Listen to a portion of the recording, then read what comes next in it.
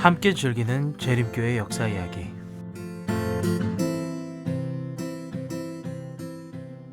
안녕하십니까. 재림교회 역사 이야기 그 35번째 이야기를 들어오신 여러분들 진심으로 환영합니다. 오늘의 이야기는 1891년도부터 1895년도 사이에 있었던 우리 재림교회 안에 있었던 이야기들을 살펴보도록 하겠습니다. 오늘의 에피소드의 제목은 인종 장벽, 인종 갈등이라고 하기에는 인종 갈등이 심했죠. 그런 사회적 배경 속에서 재림교회가 어떻게 재림교회의 사명과 또 부르심을 이루기 위해서 노력했는지 그런 이야기들을 한번 살펴보도록 하겠습니다.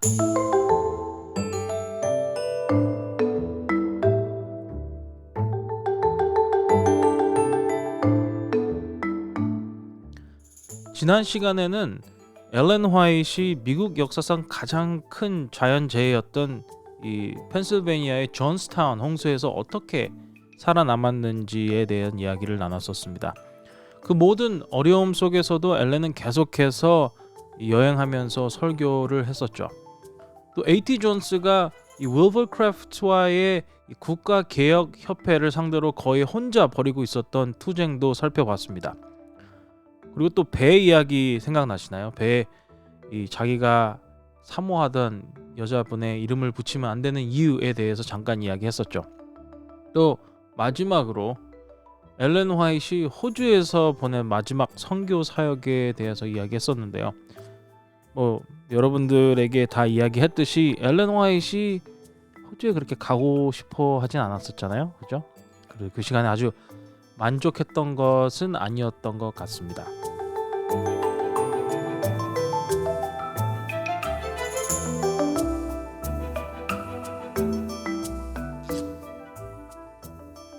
이제 오늘의 이야기를 이제 이어가면서 그동안 이야기했던 호주에서 있었던 일, 유럽, 켈로그 박사 이야기, 미시간 베럴 크릭에 대한 이야기, 그리고 일요일 휴업령의 문제는 잠시 머릿속에 담아두시고 이제 앞으로 두 편의 이 에피소드에서는 전략적으로 우리가 미국의 남부주의 시선을 돌려보려고 합니다.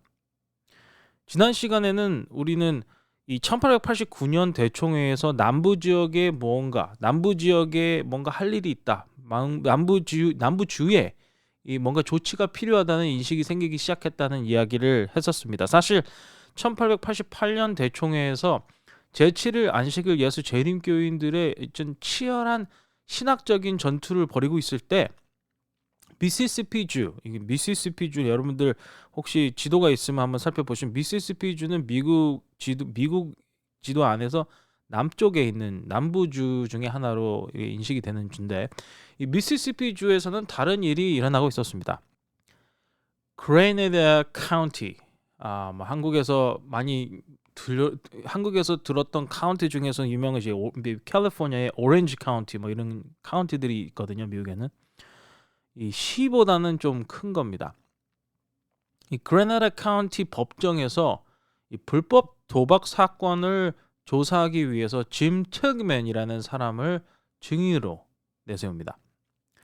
짐 틸그맨 씨는 처음에는 진술을 거부했습니다. 하지만 배심원단 앞에서 증언하는 일을 거부할 수 없다는 말을 들었습니다. 근데 여러분 이 짐 틸그맨이 그 사람의 진짜 용기는 그 자리에 남아 있었다는 것 그 자체에 있습니다. 왜냐하면 짐 틸그맨은 그냥 우리가 보통 생각하는 한 시민이라기보다는 그 당시에 그런 문화적인 배경 안에서 우리가 살펴보면 그 사람은 흑인이었어요. 당시에 이 흑인이 백인의 불리한 증언을 한다는 것이 어떤 의미인지는 그는 너무나도 잘 알고 있었습니다. 목숨을 잃을 수도 있었던 것이죠. 그러나 증언을 거부하면 감옥에 가야 한다는 이야기를 들었습니다. 결국 그는 증언을 할 수밖에 없었고 증언을 하기로 결정했습니다.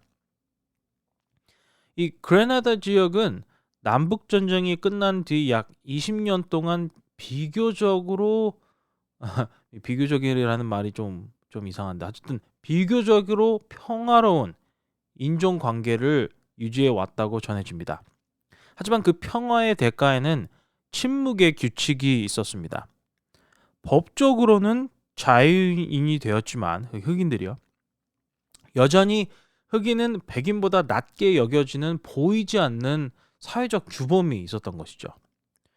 짐 트그맨은 바로 그 법과 규범 사이에 갇혀 있었습니다. 그리고 수많은 흑인들이 깨닫고 있었던 것처럼 현실에서는 그 사람들이 살고 있던 이 미시시피주의 그레나다 카운티에 있는 현실에서는 이 흑인이 백인보다 조금 더 낮게 여겨진다. 백인이 더 우월하다는 그런 사람들 사이에 있는 일종의 암묵적인 문화 그리고 그런 규범이 법보다 더 강하게 작용하곤 했습니다. 어쨌든 이러한 사회적인 어떤 문화적인 배경 속에서 짐 칠그맨이라는 사람은 어떤 결과가 올지를 예상하면서도 결국 법정에 서서 사실을 증언하게 되었습니다. 증인으로요. 지역 가게를 운영하던 MJ 채삼이라는 사람의 뒷방에서 도박을 주선했다고 배심원단에게 이야기한 것이죠. 하지만 아주 불행하게도 같은 해 여름 다시 증언하러 나와야 할 때가 되었을 때 이 짐 틸그맨은 어디에서도 보이지 않았습니다. 그 사람이 다시 법정에 올 수 없었던 것이죠. 며칠 후 그의 시신이 강에서 발견되었습니다.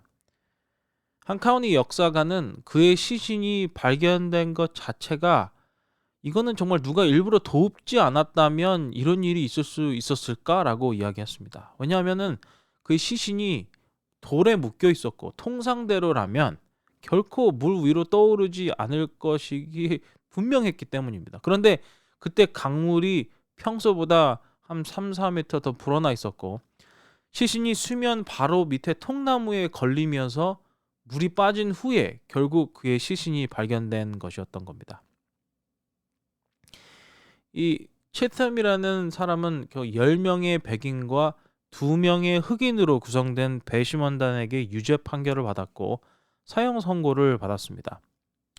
전국의 여러 신문들이 이 사건에 대해서 보도했는데 그 중에 이 사건을 보도한 신문 중에 하나는 Adventist Review, 이 재림교회의 신문이라고 할까요? 재림교회가 발행하는 그런 간행물에도 이 이야기를 다루고 있습니다. 이 이야기는 미시시피 주에서 백인이 흑인을 죽인 죄로 사형을 선고받은 첫 사례라고 기록했죠. 시카고 트리뷴지에서는 치탐이 교수대로 올라가면서 밝은 미소를 짓고 있었다고 기록했습니다. 우리가 이전의 에피소드에서 살펴본 것처럼 남북전쟁 당시 거의 모든 재림교인들은 강력한 노예제도 반대자들이었습니다. 이 리뷰지는 매 호마다 노예제의 악을 거침없이 고발했죠. 하지만 전쟁이 끝난 직후 재림교인들이 곧장 남부로 달려간 것은 아니었습니다. 1892년 남부 지역의 사역을 책임졌던 R.M. 킬고어는 남부 전체의 흑인 재림교인이 겨우 50명 뿐이라고 보고를 했죠. 당시 전 세계적으로 우리가 이야기했잖아. 유럽에도 가고 이렇게 호주에도 가고 여러 나라의 선교사들이 가면서 복음을 전파해서 당시 전 세계적으로는 약 3만 명의 재림교인들이 있었는데 미국에 있는 남부주에는 결국 특별히 우리 흑인 재림교인들은 결국 50명 정도밖에 되지 않았다는 것이죠. 그 가운데서 이 찰스 킨리라는 분이 최초의 흑인 목사가 되었고 남부에서 복음을 개척하는데 누구보다도 큰 역할을 했습니다. 물론 자신의 뒷마당에서 생명의 위협을 감수하면서 남부 사람들에게 복음을 전했던 무명의 선교사들을 우리는 잊어서는 안 되겠죠.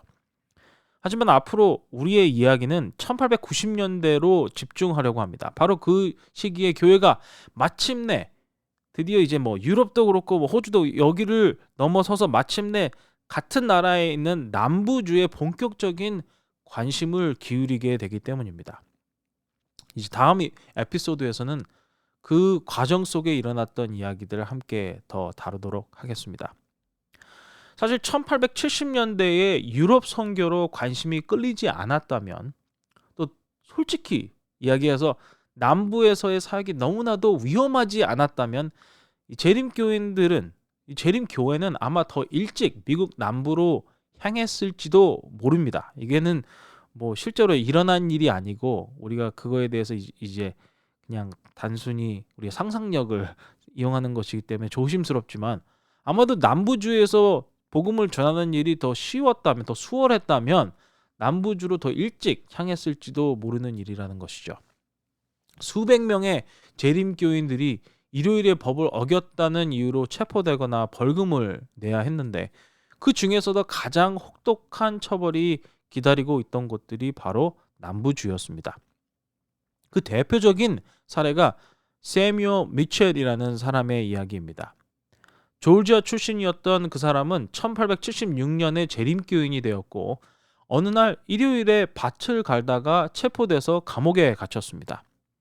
한 국회의원이 보석금을 내주려고 했지만 미첼은 이것을 거절했습니다. 그가 자유롭게 나갈 수 있는 방법은 단 하나, 다시는 일요일에 일을 하지 않겠다고 약속하는 것이었습니다. 하지만 그는 그 약속을 할 수 없었습니다.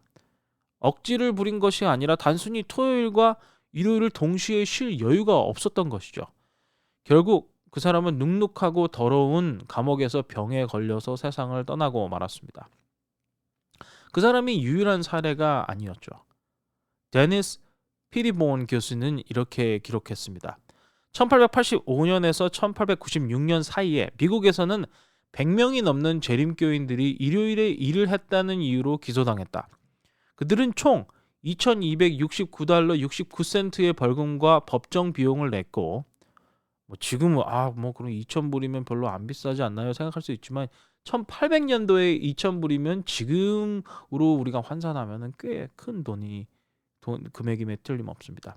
또한 재림교인들은 1438일 동안, 다 합쳐서요, 1438일 동안 감옥에 갇혔으며 455일 동안 모든 사람들의 했던 이 강제 노역이죠. 강제 노역을 해야 했다.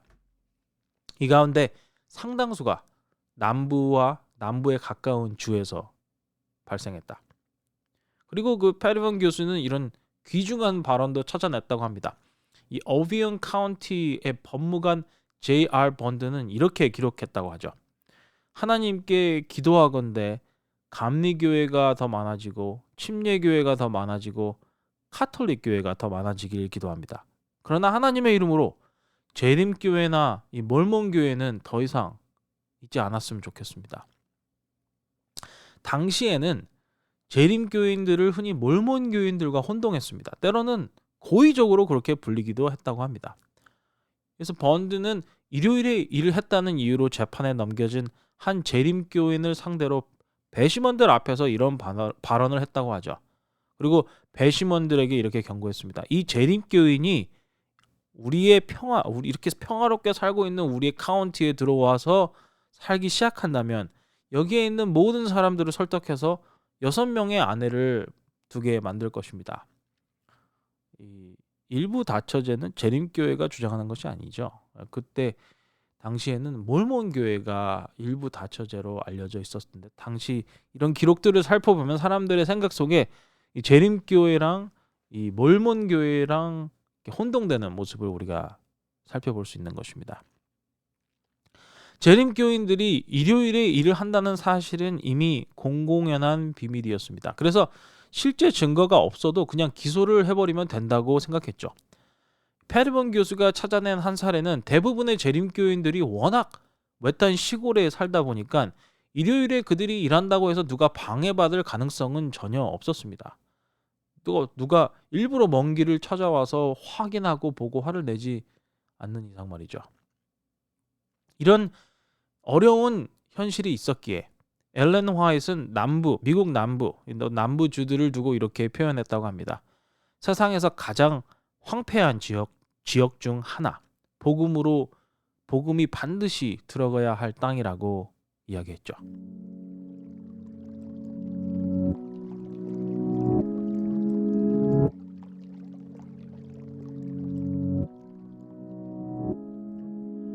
이제 왜 여러분들이 이 미국 남부가 선교지로서 그다지 인기 있는 선택지가 아니었는지 이해가 되실 것입니다. 어떤 면에서는 유럽만큼이나 외국 선교지 같은 곳이었습니다. 언어의 장벽은 없었지만 남부에서 사역하려면 정말 조심스럽고 지혜롭게 움직여야 했습니다. 굉장히 벅찬 일이었죠. 하지만 남부는 재림교회의 뒷마당이었고 1880년대 후반에서 1890년대 초반이 될 때는 교회는 이제는 늦어도 한참 늦었음을 깨닫게 됩니다. 엘렌 화이트는 남북전쟁 이후에 미국 정부와 기독교 교회들이 해방된 노예들을 위해 거의 아무것도 하지 않았다고 한탄했습니다. 그리고 그 한탄 속에는 엘렌 화이트이 속한 재림교회도 포함되어 있었죠. 남북전쟁이 끝난 직후에 몇몇 교단들은 남부로 달려가서 해방 노예들을 위한 학교를 세웠다고 전해집니다. 이 연합 그리스도 교회, 이 The United Church of Christ라는 교회는 남부로 가서 이 Fisk University, 이 Fisk 대학교를 세웠고, 미국 선교협회 American Missionary Association, 이분들은 내려가서 이 Tagalog College를 설립했습니다. 이 감리교회, The Methodist Episcopal Church, 이 감리교회는 남부에 가서 Morris Brown College를 세웠고요. 그렇다면 왜 재림교회는 그런 일을 하지 못했을까요? 1865년 대총회는 분명 남부 선교를 시작하자는 결의를 통과시켰습니다. 몇몇은 응답했지만 그것은 거기까지였습니다. 1890년이 되었을 때 남부에는 흑인 교회가 두 곳뿐이었습니다. 루이빌이라는 곳과 내셔빌 교회. 내셔빌 교회는 1883년경에 개척되었는데 그 뒤 7년 동안 재림교회 목사가 찾아와서 설교한 횟수는 고작 3번이었습니다. 그렇게 방치된 교회는 점점 재림교회의 울타리 밖으로 미끄러져 나가고 있었죠. 그렇다고 해결책이 단순하지는 않았습니다. 사람들을 더 보내거나 돈을 조금 더 지원하는 것으로는 충분하지 않았죠. 엘렌 화이트는 세인트루이스에서 재림교회 안에 있는 인종차별과 정면으로 마주했습니다. 그래서 세인트루이스라는 도시는 미국 메이저리그 야구를 보시는 분들은 알 수도 있지만 세인트루이스 카디널스 유명한 메이저리그 팀이죠. 이 미주리라는 주에 있습니다. 세인트루이스 미주리. 지난 대총회도 이 세인트루이스에서 열렸었죠. 어쨌든 엘렌 화이트는 세인트루이스에서 재림교회 안에 있는 인종차별과 정면으로 맞이했습니다. 그 경험이 얼마나 충격적이었는지 엘렌은 직접 교인들을 꾸짖으면서 이렇게 말을 했다고 하죠. 흑인 남성과 여성들도 하나님의 자녀로서 똑같은 존중을 받아야 한다. 1880년대 후반 대총회에서 이 문제가 몇 차례 논의된 후 마침내 엘렌 화이트이 강단에 섰습니다. 그리고 교회를 향해서 분명히 이야기했죠.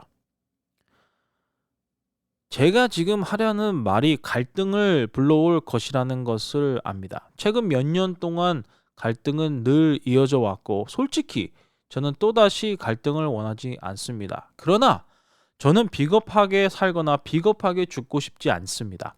제 사명을 다하지 못한 채 인생을 마칠 수는 없습니다. 저는 제 주님의 발자취를 따라야 합니다. 지금 교회 안에서 가난한 자들, 특별히 유색 인종을 멸시하는 것이 너무나 당연한 분위기가 되어버렸습니다. 하지만 우리의 주님, 예수님은 가난하셨고 버림받고 억눌린 자들과 깊이 공감하셨습니다. 그분은 말씀하셨습니다. 그에게 가해진 모든 모욕은 그분 자신에게 가해진 것과 같다. 저는 하나님의 자녀라고 주장하는 사람들이 그리스도를 움직였던 동정심, 온유함, 그리고 사랑을 이렇게 적게 가지고 있다는 사실에 점점 더 놀랄 수밖에 없습니다. 엘렌 화이트는 이제 재림교회가 더 이상 미룰 수 없고 행동을 해야 할 때라고 호소를 했습니다. 재림교인들은 다른 사람들과 함께 노예가 하나님의 자녀이기 때문에 자유를 얻어야 한다고 선언했던 교회였고 선언했던 사람들이었습니다. 하지만 동시에 그 자유가 진정한 의미를 가지도록 돕는 일에는 거의 손을 내밀지 않았던 것이죠. 다른 말로 하면은 말로는 엄청 많이 했는데 실제적인 행동은 많이 하지 않았던 것이죠. 엘렌 화이트는 교회 안에 스며들고 있던 무관심을 아주 예리하게 지적했습니다. 엘렌 화이트는 이렇게 얘기했죠. 사람은 타고난 편견을 가질 수도 있고 후천적으로 길러진 편견을 가질 수도 있습니다. 그러나 예수님의 사랑이 마음을 가득 채우고 그리스도와 하나가 될 때 우리는 또 그들은 예수님께서 가지셨던 동일한 정신을 소유하게 될 것입니다. 만약에 흑인 형제가 그들 옆에 앉는다면 결코 불쾌해하거나 멸시하지 않을 것입니다. 왜냐하면 그들도 같은 하늘을 향해 가고 있으며 하나님의 나라 안에서 같은 식탁에 앉아 떡을 떼게 될 것이기 때문입니다. 이런 비그리스도인적인 기독교적인 편견들이 무너질 때 더 열성적인 노력이 흑인들을 향한 선교 사역으로 이루어질 것입니다. 엘렌 화이트의 이 말은 단순히 흑인들의 선교를 독려한 차원을 넘어서서 이 재림교회가 진정으로 이 복음적인 사랑을 회복해야 한다는 호소였던 것이죠. 여기서 우리는 엘렌 화이트의 이 문제의 핵심이 돈이나 선교사의 부족에서 찾지 않았다는 사실을 알 수 있습니다. 엘렌 화이트이 본 진짜 문제는 편견이었습니다. 이 편견이 굉장히 무섭죠. 한국에도 요즘에 외국인 분들이 많이 사신다고 들었는데 한국 사람들이 가지는 외국인에 대한 편견, 특별히 이 유색인종들에 대한 편견이 있다는 얘기를 전 들었었습니다. 요즘엔 어떤지 모르겠어요. 그러니까 우리가 그런 이 편견이 굉장히 무서운 것 같아요. 편견이라는 것은 어떤 사람들에 대해서 아주 직접적인 가해를 하거나 뭐 때리거나 뭐 말을 하거나 그런 건 아니지만 이 편견이 있으면 무관심해진다고 할까요? 편견이 있으면은 직접 가서 뭐 직접적으로 사람들을 해치거나 아주 상처적인 되는 말을 하지 않더라도 아예 그 당사자가 없다고 생각해 버리는 경우들이 생기는 것이죠. 어쨌든 다시 돌아가서 엘렌은 기독교인 노예주들을 강하게 꾸짖었고 이어서 만약 재림교인들이 해방된 노예들을 돕지 않는다면 결국 노예주들과 다를 바 없을 것이라고 이야기했습니다.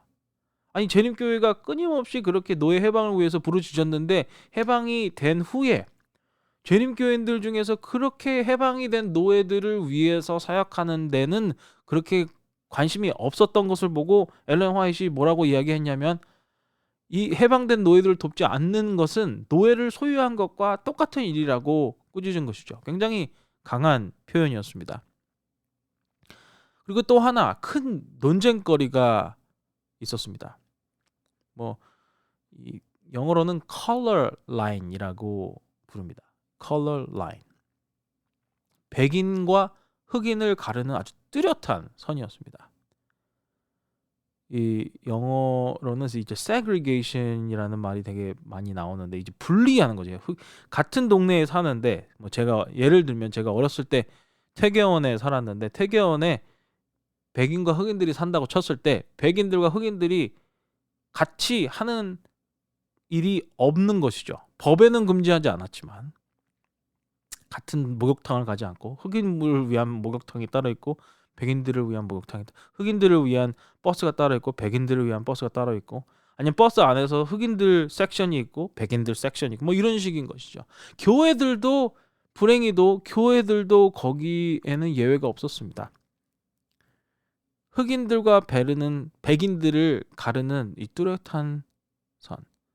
왜 재림교회가 남부에서 흑인교회 두 곳을 따로 세워놨을까요? 이유는 단순했습니다.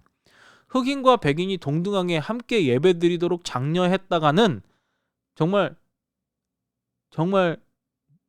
심각한 문제가 있을 수 있기 때문에 목숨을 잃을 수도 있었기 때문입니다. 그래서 재림교회 안에서도 늘 고민이 있었습니다. 이 흑인들을 위한 선교, 이것을 우리가 실용적으로 접근을 해야 될까? 현실에 맞게 접근을 해야 하는 것인가? 아니면 우리가 가진 이상, 흑인과 백인, 무슨 인종이든지 상관없이 우리가 다 함께 모여서 함께 예배하고 함께 교제하고 함께 떡을 나누고 이 점심을 같이 먹고 함께 모든 걸 할 수 있다. 이런 이상을 밀어붙여야 하는 것인가? 엘렌 화이트는 분명히 이야기했습니다. 남부의 많은 사람들이 여전히 마치 노예제가 폐지되지 않은 것처럼 행동하고 있다는 사실을 이야기했죠. 그렇다면 교회는, 이 재림교회는 그런 사회적인 상황에 있는 지역에서 이러한 편견을 교회 안에 교회 안에 받아들여야 할까요? 아니면은 이것을 우리의 가진 이상을 가지고 정면으로 밀어붙여야 할까요? 어떤 것이 지혜로운 것일까요? 이 논쟁 속에 있던 인물이 바로 R.M. 킬고어라는 사람이었습니다. 그 남부 지역의 선교를 책임지고 있던 사람이었죠. 남북전쟁 당시에 연합군 장교였던 그는 이후 36년간 남부에서의 선교 문제를 자기 인생의 특별한 싸움으로 안고 살았습니다. 남부 지역에서의 사역을 이 킬고어 목사보다 잘 아는 사람은 거의 없었죠. 이 사람이 이렇게 이야기했습니다. 북부에 있는 형제들은 인종 간의 구분, 이른바 color line, 인종의 장벽이라는 것이 사람들 마음속에 존재한다는 사실을 쉽게 이해하지 못합니다. 하지만 남부 지역에서는 그것이 분명히 존재합니다. 북부에서 온 사람들이 이 인종 간의 구분을 허물려고 시도하는 것은 대중의 편견을 무시하는 것이며 단순히 광신적이고 지혜롭지 못한 행동으로 받아들여질 뿐입니다. 남부에서 직접 사역해보지 않은 사람들은 이 상황을 결코 정확하게 이해할 수 없습니다. 이 킬고어 목사는 북부에서 아주 열정적으로 복음을 전하겠다는 마음으로 내려온 재림교인들 가운데 일부가 흑인과 백인 모두에게 복음을 전하겠다고 나섰다가 결국 상황을 굉장히 엉망으로 만들어 놓았다고 지적했습니다. 당시 남부에서는 흑인들에게 사역한다는 것은 곧 백인 사회와 관계를 끊는 것을 의미했기 때문입니다. 오늘날의 관점으로는 이렇게 말하기 쉽습니다. 아니 저렇게 편견에 찌든 사람들 그냥 무시해버리면 되지 않나? 하지만 교회의 사명이 모든 사람을 향한 것이라면 이것은 결코 가볍게 넘길 수 있는 문제가 아니었죠. 무엇보다도 중요했던 것은 엘렌 화이트이 말했듯이 모든 사람들이, 피부색에 관계없이 모든 사람들이 그리스도 안에 한 형제라는 사실이었습니다. 예수님은 심지어 인종차별주의자들도 사랑하십니다. 그렇다고 남부의 모든 사람들이 다 인종차별주의자였다는 뜻은 아닙니다. 다만 당시의 사회 구조 속에 인종차별이 제도화되어 있었다는 의미죠. 남부에서 킬고어 목사와 함께 일한 흑인 목회자들이 있었습니다. 그들은 백인 목회자들이 들어갈 수 없는 곳까지 갈 수 있었고 엘렌 화이트는 그들을 재림교회의 비밀병기라고 이야기했습니다. 이곳은 그들이야말로 이 사람들 아니면 안 되는 거죠. 특별한 부름을 받은 선교지였던 것입니다. 백인 재림교인들만으로는 할 수 있는 일에 한계가 있었습니다. 남부에서의 재림교회 사역은 결코 이 백인 구세주 이야기가 아니었습니다. 그것은 교회가 흑인과 백인과 함께 남부에서 이뤄지는 인간의 고통이라는 이 큰 에베레스트 산을 외면한 채 다른 지역으로 복음을 전하는 것이 양심에 꺼리낄 수밖에 없다는 사실을 깨달아가는 상황이었죠. 그리고 이 연합된 사역은 열매를 맺기 시작했습니다. 킬고어는 1889년에 이렇게 이야기했죠. 우리는 진리를 예수 그리스도 안에서 사랑으로 받아들이고 그 진리의 능력을 우리 마음속에서 경험한 이들 가운데 한때 존재했던 편견이 사라지기 시작했다는 사실을 아주 기쁘게 살펴보고 있습니다. 편견이 사라진다는 것, 우리의 그냥 교육으로만 가능한 것은 아니죠. 예수님의 사랑이 없다면 편견이라는 것이 사라지는 것이 가능할까요?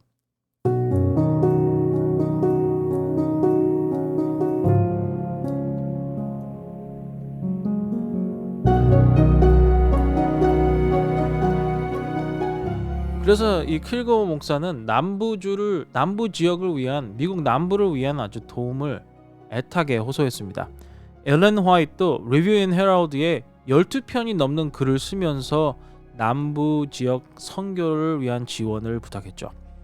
그런데 그때 본격적으로 나선 사람이 바로 누구였냐 하면 엘렌 화이트의 아들이었던 에드슨 화이트였습니다.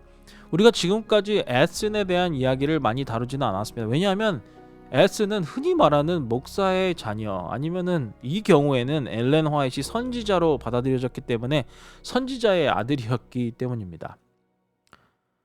기록에 의하면, 또 우리가 다 한 번 정도 재림교회 역사를 읽어보신 분이라면 알고 있을 것입니다. 아주 반항적인 아이로 기록되어 있습니다. 23번 에피소드에서 우리가 이미 얘기했었는데, 이 제임스와 엘렌의 아들로 살아간다는 것은 쉽지 않은 일이었습니다.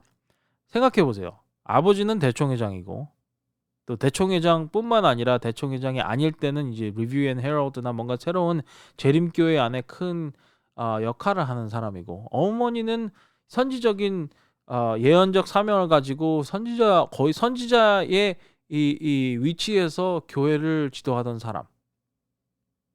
그 두 부모의 아들로 살아간다는 것, 기대가 있었겠죠. 거기에 더해서 부모님들은 항상 출장에 집을 비웠고, 제임스는 항상 스트레스에 짓눌려 있었던 것이죠. 마음 편히 가족끼리 어디 이 휴가를 간다거나 여행을 간다는 것은 상상조차 할 수 없었던 일이었습니다. 그런 환경 속에서 에드슨은 방황하다가 돌아오고 또 방황하다가 돌아오곤 했습니다. 늘 새로운 문제에 휘말렸고 늘 도움이 필요했습니다. 그렇다고 에드슨이 문제였던 것은 아닙니다. 단지 신앙이라는 것이 이 부모나 동생 원리처럼 그의 마음을 붙잡지 못했던 겁니다. 그런 상황에서는 흔히 이렇게 이야기하죠. 뭔가 이상한가 봐. 뭔가 잘못된 게 있나 봐. 하지만 에드슨은 그냥 다른 사람이었습니다. 그래서 인생의 목적을 찾지 못한 채 방황을 했었지만, 방황을 하면서도 늘 무언가를 하긴 했습니다. 무슨 일을 했냐 하면 주로 인쇄에 관련된 일을 했었죠. 그런 면에서 오히려 그는 아버지 제임스와 더 닮아 있었는지도 모릅니다. 아이들이 부모와 참 멀리 떨어진 것 같다가도 결국 의외로 닮아 있는 모습을 볼 수 있는 것처럼 말이죠. 에슨의 가장 방황의 순간은 어머니에게 편지를 썼을 때 나타나 있습니다. 그는 호주에 있던 엘렌 화이트에게 이렇게 고백했습니다. 엄마, 저는 신앙적이지 않습니다. 이 말은 엘렌을 깊이 괴롭혔습니다. 아들에게 뭐라고 대답해야 할까요? 에슨은 재림교회에 너무나도 가까이 있었기 때문에 오히려 그것이 그의 마음을 전혀 움직이지 못했습니다. 말하자면 문화적으로 재림교인이었습니다. 교회의 전통과 풍습, 이 교회 안에서만 사용되는 언어까지 다 알고 있었지만 이 모든 것이 이 에슨의 마음을 붙잡지 못했던 것이죠.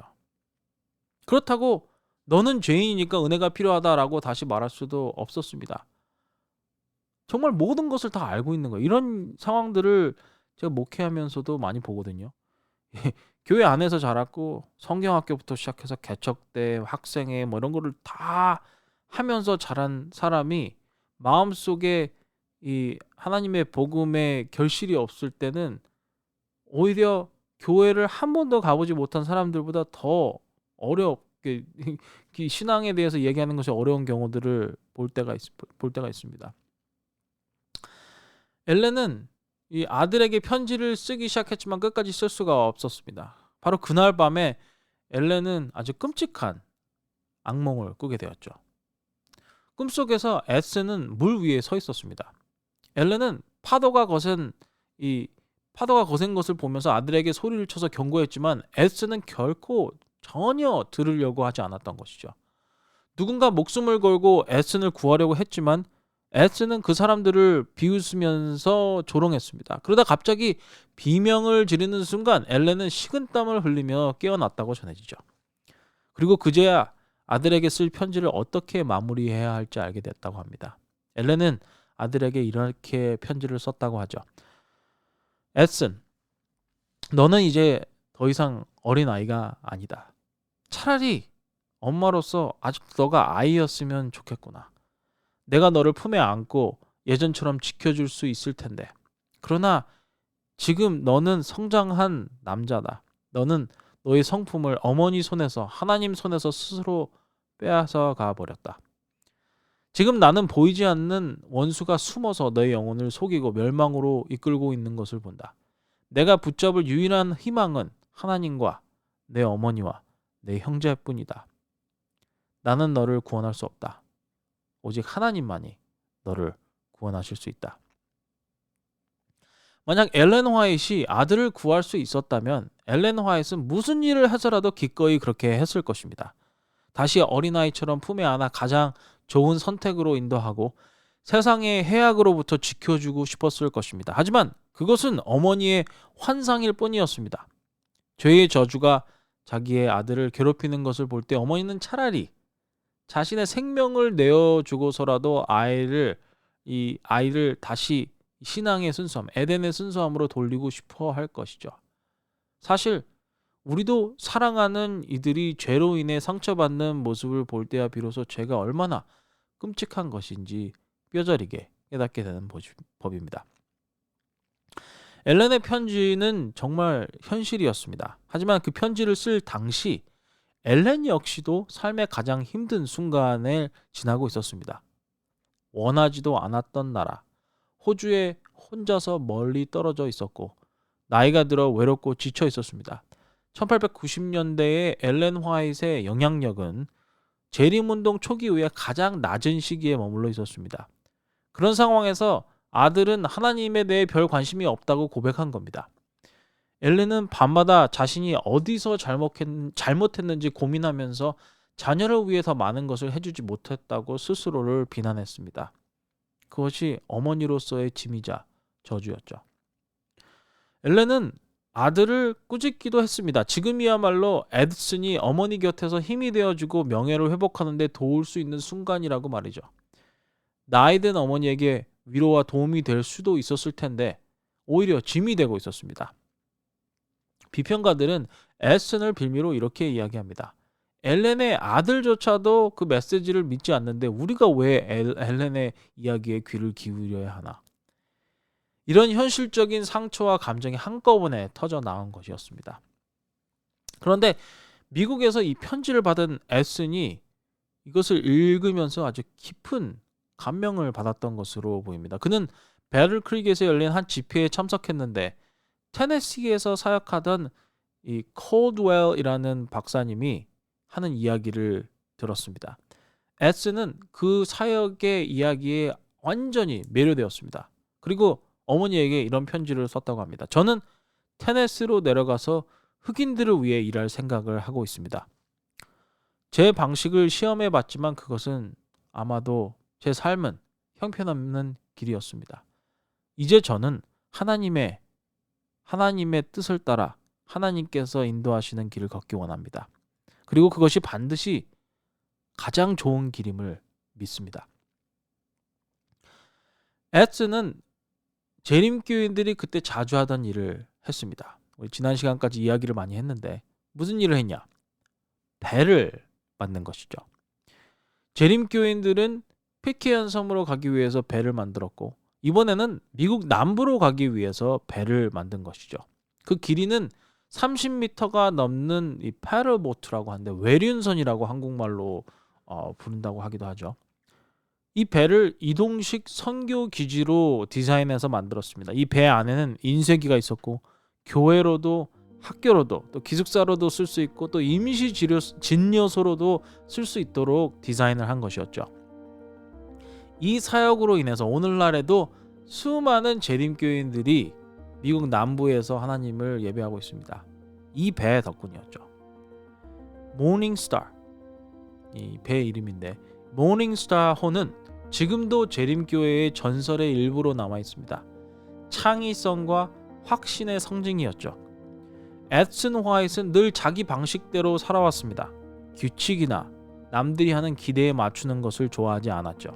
그래서 종종 문제를 일으키곤 했었습니다. 하지만 이번에는 하나님께서 그런 에슨 화이트를 이용해서 이 특별한 사역을 이끄신 것입니다. 이에 그 에슨 화이트의 사역은 매우 독특했습니다. 해방 노예들을 위한 사역, 고되고 위험한 사역, 바로 그 속에서 에슨 화이트는 마침내 진정한 하나님의 선교사로서 깨어나게 되었습니다. 그는 평생에 부모의 그림자가 아닌 자기만의 흔적을 남기고 싶어 했습니다. 그리고 마침내 그 흔적을 남기게 되었죠. 에슨 화이트이 자신의 흔적을 발견한 곳, 바로 그 작은 배의 이름은 아까도 이야기했듯이 모닝스타, 새벽별이었습니다.